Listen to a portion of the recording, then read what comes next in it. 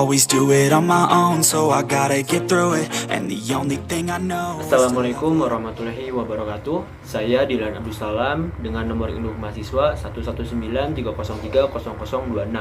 Saya dari jurusan Hukum Tata Negara semester 5 kelas A. Di sini akan membuat sebuah video untuk memenuhi salah satu tugas terstruktur dari mata kuliah Hukum Administrasi Pemerintahan Daerah. Nah, isi dari video ini yaitu adalah pemaparan kembali mengenai materi dari Hukum Administrasi Pemerintahan Daerah pada semester 5. Nah, kita langsung saja kepada pembahasan yang pertama. Materi yang pertama yaitu upaya pemekaran Kabupaten Bandung Timur. Pemekaran daerah adalah suatu proses membagi satu daerah administratif atau daerah otonom yang sudah ada menjadi dua atau lebih daerah otonom baru berdasarkan Undang-Undang Nomor 23 Tahun 2014 tentang pemerintahan daerah.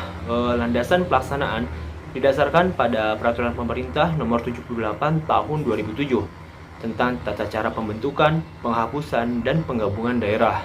Untuk melihat perkembangan suatu daerah pemekaran, diperlukan adanya perbandingan kinerja daerah tersebut sebelum dan sesudah pemekaran. Dari hal ini akan terlihat apakah terjadi perubahan yang signifikan pada suatu daerah setelah dimekarkan. Pendekatan semacam inilah yang dapat dianggap kurang tepat bila tidak ada pembandingan yang setara.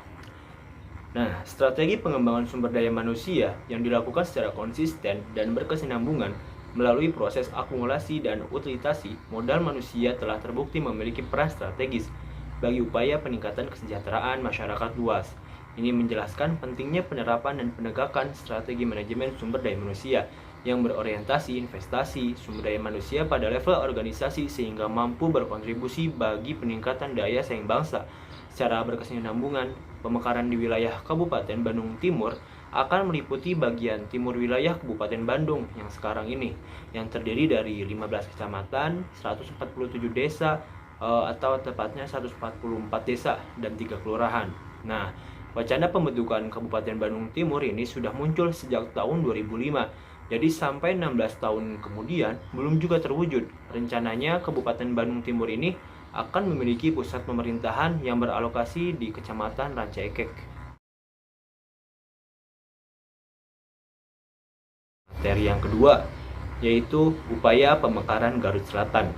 Kabupaten Garut Selatan yang mana data yang diperoleh dari BPS daerah Kabupaten Bandung Selatan pada tahun 2019, kabupaten ini memiliki wilayah dengan luas sekitar 306.000 km persegi, yang mana jumlah penduduknya ialah sekitar 2,6 jiwa, yang mereka tersebar di dalam 42 kecamatan, 21 kelurahan, dan 421 desa.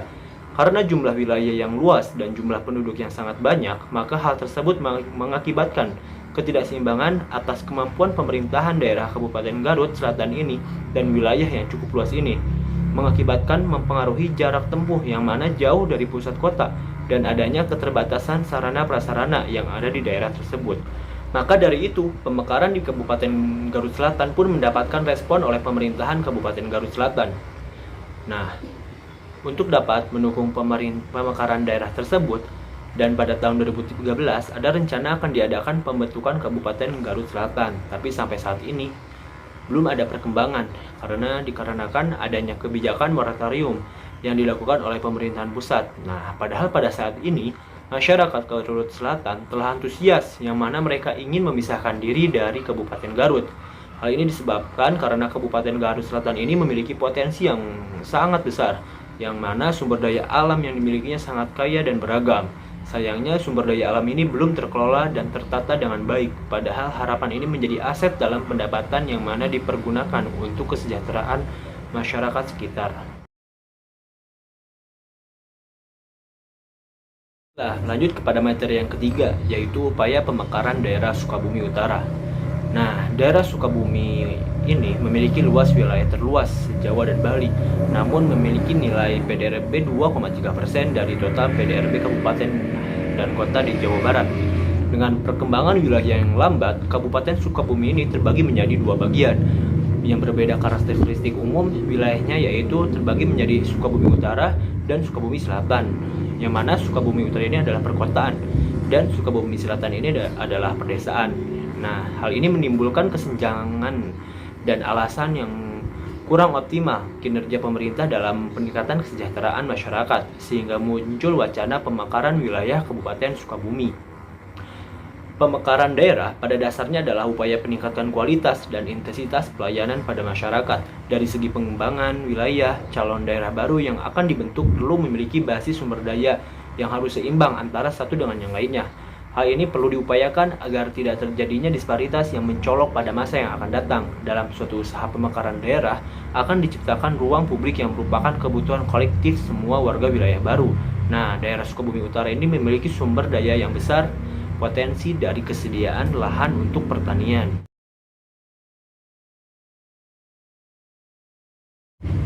Nah, lanjut ke materi yang keempat, yaitu Otonomi Khusus Daerah Istimewa Yogyakarta atau disingkat menjadi DIY.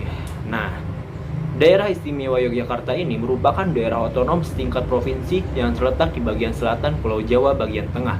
Dengan ibu kota Yogyakarta, daerah istimewa Yogyakarta ini berbatasan dengan Provinsi Jawa Tengah dan Samudra Hindia. Nah, wilayah ini terdiri atas satu kota dan 4 kabupaten, yaitu satu kota Yogyakarta, Kabupaten Sleman, Kabupaten Bantul, Kabupaten Gunung Kidul, dan Kabupaten Kulon Progo. Nah, sebutan istimewa untuk Yogyakarta bukanlah tanpa maksud. Daerah istimewa Yogyakarta ini dikenal sebagai wilayah yang kaya akan potensi budaya, baik budaya bendawi yang kasat mata maupun yang berwujud sistem nilai. Nah, dikenal dengan berbagai predikat seperti kota perjuangan, kota pelajar, kota kebudayaan, kota pariwisata, kota gudeg, dan kota sepeda. Nah, cukup menggambarkan keistimewaannya. Selain itu, wilayah ini juga mempunyai sejarah yang cukup panjang, bahkan sejak sebelum kemerdekaan negara Republik Indonesia. Nah, sebelum Indonesia merdeka, Yogyakarta merupakan daerah yang sudah mempunyai pemerintahan sendiri atau disebut daerah Swapraja, yaitu Kesultanan Ngayogyakarta, Hadiningrat, dan Kadipaten Pakualaman. Nah, daerah yang mempunyai asal-usul dengan pemerintahannya sendiri di zaman penjajahan Hindia Belanda disebut sebagai Landschappen, kalau nggak salah ya, sehingga berjalannya waktu dari historis sejarah yang ada dan keistimewaan potensi budaya yang dimiliki hingga sekarang ini, Yogyakarta tetap sebagai suatu wilayah yang memiliki otonomi khusus atau otsus. Lanjut kepada materi yang kelima, yaitu otonomi khusus Nagro Aceh Darussalam.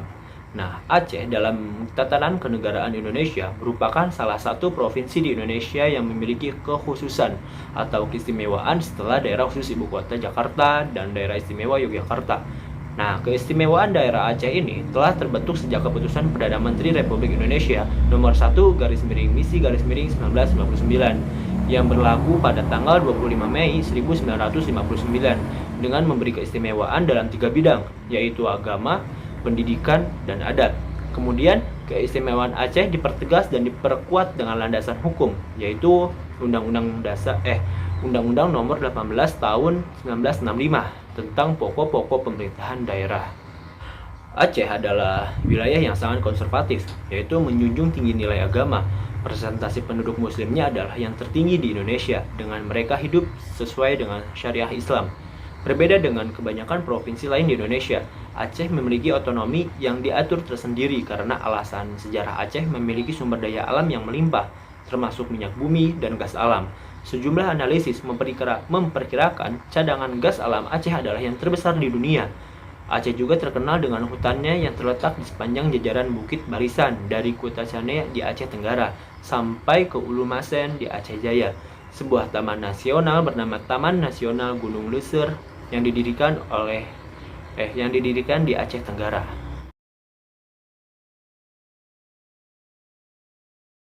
Nah, lanjut ke materi yang keenam, yaitu otonomi khusus Papua.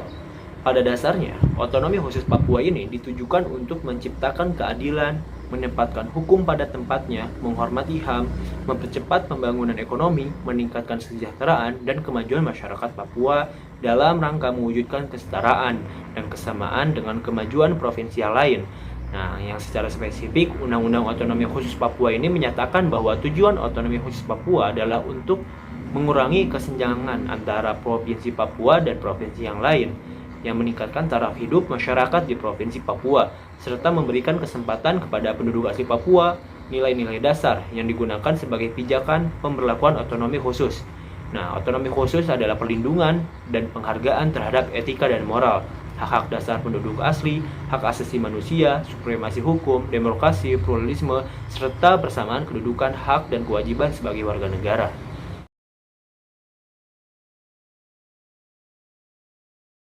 Nah, yang terakhir yaitu adalah otonomi khusus DKI Jakarta.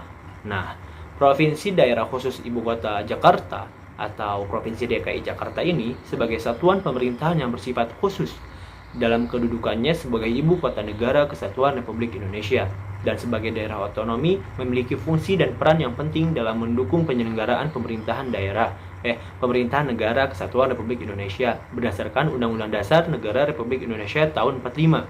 Provinsi Daerah Khusus Ibu Kota Jakarta ini yang sebagai suatu satuan pemerintahan yang bersifat khusus dalam kedudukannya sebagai Ibu Kota Negara Kesatuan Republik Indonesia dan sebagai daerah otonom memiliki fungsi dan peran yang penting dalam mendukung penyelenggaraan pemerintahan negara Kesatuan Republik Indonesia berdasarkan Undang-Undang Dasar Negara Republik Indonesia tahun 45.